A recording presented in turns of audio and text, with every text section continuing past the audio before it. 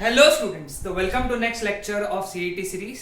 इस लेक्चर में भी हम लोग कुछ एमसीक्यू डिस्कस करेंगे based on part rotational motion of rotational dynamics. पिछले लेक्चर तक, पिछले सीईटी के लेक्चर में हम लोगों ने सारे एमसीक्यूज डिस्कस किए थे from the point of view of circular motion. अब बात करेंगे हम लोग रोटेशनल मोशन के एमसीक्यूज की। तो पहला हमारा इंपॉर्टेंट एमसीक्यू है, two circular disc have A and B have equal masses same and equal thickness but have densities d1 and d2 respectively such that d1 is greater than d2. Their moment of inertia are related as okay, moment of inertia उनका क्या relation है, यानी i1 i2 same है, i1 बड़ा है i2 बड़ा है, ये चेक कर रहे हैं। ओके, यहाँ पे मासेस इक्वल है, थिकनेस भी इक्वल है, ठीक है। अब मास इक्वल होने की वजह से मैं लिखूंगा m1 is equal to m2। Okay, mass क्या होता है, डेंसिटी इनटू वॉल्यूम। तो डेंसिटी कितना है यहाँ पे d1 और वॉल्यूम कितना है इसका, एरिया इनटू थिकनेस। एरिया कितना, पाई r1 square and thickness t1। Same दूसरे वाले के लिए d2 पाई r2 स्क्वायर t2, है ना। पाई कैंसिल हो गया, थिकनेस सेम है, थिकनेस भी कैंसिल हो गई। ओके, तो therefore we can say that d1 r1 square is equal to d2 r2 square, है ना। तो हम लोग यहां से क्या बोल सकते हैं, therefore d is inversely proportional to r square। यहां से लिख सकते हैं ना हम लोग, d is inversely proportional to r square, यानी if d1 is greater than d2 then r1 is less than r2। Okay, क्योंकि इनवर्सली प्रोपोर्शनल है। तो therefore now moment of inertia it is equal to, disc के लिए moment of inertia 1/2 mr square। अगर mass constant है, half constant है, तो moment of inertia is directly proportional to r square, है ना। so if r1 is less than r2, तो therefore we can say that i1 is less than i2। this is your answer, है ना answer, simple था। Okay, चलो आगे बढ़ते हैं हम लोग अब नेक्स्ट क्वेश्चन की तरफ, which is a thin uniform rod of length L, क्या क्या दिया हुआ है, लेंथ दिया हुआ है, and area of cross section A is rotating with uniform angular velocity omega about an axis passing through its centre and perpendicular to its length. If rho is the density of material then its rotational kinetic energy is given by. अब एक बात ध्यान में रखो, ये question में जो चीजें गिवन है उसी के फॉर्मेट में अपने को आंसर निकालना है। Okay, rotational kinetic energy. अब we know that rotational kinetic energy के E rotational that is half I omega square, ठीक है। अब ये क्या दिया हुआ है, रॉड दिया है, रॉड का जो यू कैन से लेंथ है वो है L और एरिया A, उसका मोमेंट ऑफ इनर्शिया कितना होता है, ml square by 12 into omega square. Mass नहीं दिया है, उसकी जगह डेंसिटी दिया है। डेंसिटी क्या होता है, सॉरी मास क्या होता है, density into volume. Volume is area into length into L square by 12 omega square. So finally answer becomes rho A L cube omega square by 20। Okay, बहुत आसान क्वेश्चन था ये, प्रीवियस ईयर क्वेश्चन भी है। Okay, चलो next question की तरफ बढ़ते हैं। Hollow sphere of mass m and radius r is rotating with angular velocity omega. It stops suddenly and 75% of its kinetic energy is converted into heat. उसकी जो kinetic energy है उसके 75% heat में convert होगी। ये क्वेश्चन, स्पेसिफिक हीट अगर S है तो राइज इन टेम्परेचर निकालना। ओके, तो 75% यानी 75/100 इनटू हॉलो स्फीयर का काइनेटिक, सॉरी पहले kinetic energy of rotation half I omega square. Heat का राइज कितना होता है, m s डेल्टा थीटा, ये फॉर्मूला है। where S is specific heat, ये फॉर्मूला हम लोगों ने ऑलरेडी पढ़ा है केटीजी और थर्मोडायनामिक्स दोनों में. ओके 25 3 जा 25 4 जा, तो ये क्या बन गया 3/8 इनटू हॉलो स्फीयर का I कितना 2/3 mr square omega square into ms delta theta. m cut हो गया 2 1 जा 2 4 जा 3 3 कैंसिल हो गया. डेल्टा थीटा निकालना है, s को नीचे लेके आओ इधर, तो delta theta is equal to r square omega square, ऊपर इतना ही बचा है ना, और नीचे बचा 4 और ये s आ गया 4s. This is your answer delta theta का, है ना आसान. ओके अगला question. The moment of inertia of thin uniform rod of length L and mass m about an axis passing through a point at a distance L/3 from its one end and perpendicular to the rod is.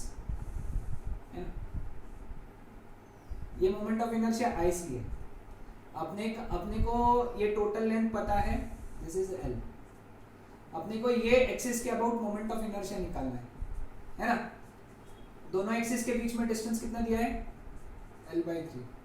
तो I is equal to IC plus MH square, parallel axis theorem है ना. तो I is equal to IC कितना है बेटा ML square by 12 plus M into दोनों के बीच में डिस्टेंस कितना है L/3, उसका स्क्वायर यानी L स्क्वायर बाई 9. एलसीएम कितना बनेगा इसका 36 3 ml square plus 4 ml square L/3 है ना बेटा डिस्टेंस. हाँ correct. From its one end, okay एक एंड से L/3 डिस्टेंस है, तो यहाँ पे थोड़ा सा चेंज कर लो हम लोग, है ना. यहाँ पे ये एंड ये L/3 है, ये इतना डिस्टेंस L/2 है ना. तो ये हटा देता हूँ, थोड़ा सा मिस्टेक हो गया हम लोगों से, है ना. तो h कितना हो गया L/2 minus L/3 which is L/6. ठीक है L/6 हो गया. तो देयरफॉर हाँ अब बनेगा इक्वेशन पैरेलल एक्सिस थ्योरम का ml square by 12 ml square by 36. अगर इसका एलसीएम हम लोगों ने 36 किया तो इसको 3 से मल्टीप्लाई करना पड़ेगा ना. तो 3 ml square plus ml square यानी 4 ml स्क्वायर, तो ये बन गया ml स्क्वायर बाई 9.